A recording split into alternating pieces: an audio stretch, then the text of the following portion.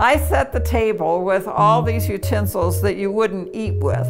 Spoon with the strainer holes in it, you know, I mean, just oddball things in the kitchen drawer, like you were dead poor and all you could get was some things at the thrift store. Well, Jerald is being this very sweet Christian. He doesn't want to do anything to embarrass me, because if we're really this poor, you know, he doesn't want to call it to our attentions that what's happening.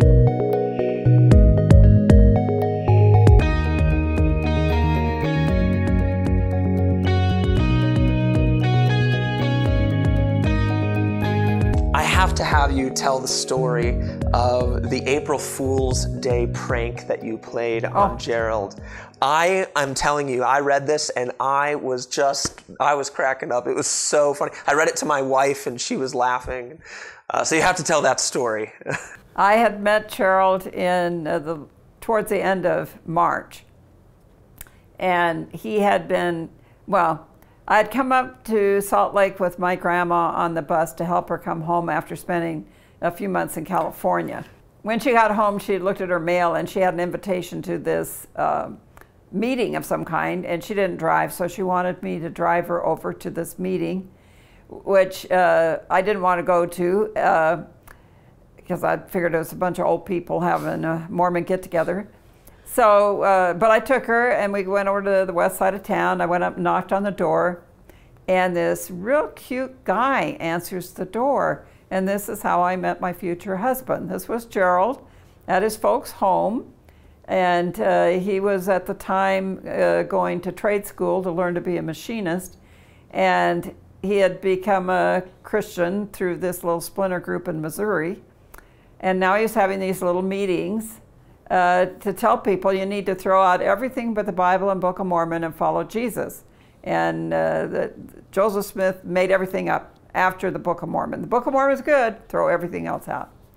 And because he was real cute, I invited him over to my grandma's later.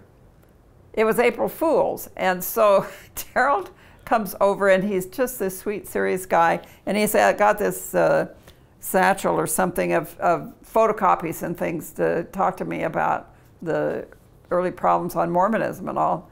And he was so sweet, serious, shy, and so we come in, and I don't know what possessed me, but anyways, I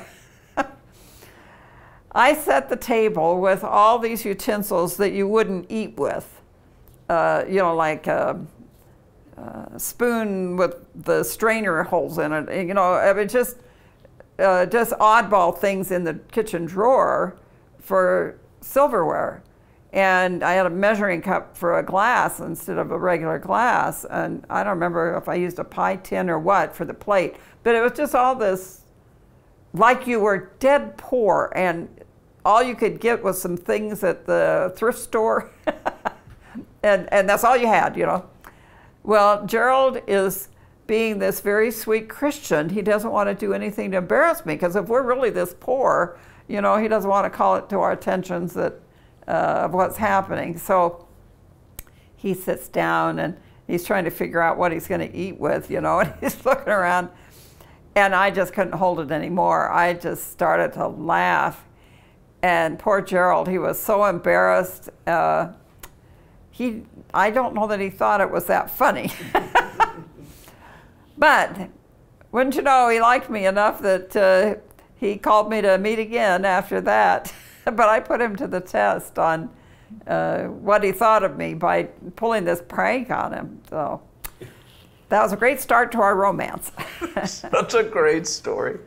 Yeah, I thought that was so funny. And I have to ask, when you're writing a book like this, how do you find out about those stories? Well, actually, I'd just come and we'd talk, or I'd read the letters. Sometimes you'll notice in the book I'll say like 3 days after this happened, and is because a lot of the stories are preserved in letters back and forth, and Sandra's told me various stories, or I'd ask her about something and to follow up on something, and she would tell the stories. So a lot of the stories are just what Sandra told.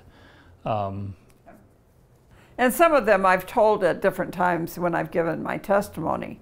And I don't always, well, in fact, rarely anymore have I been telling the April Fool's joke, because it takes time. And if you only got a short time to tell your story, you can't deal with all the funny parts. So if you had an earlier recording of me giving my testimony, you might get that part.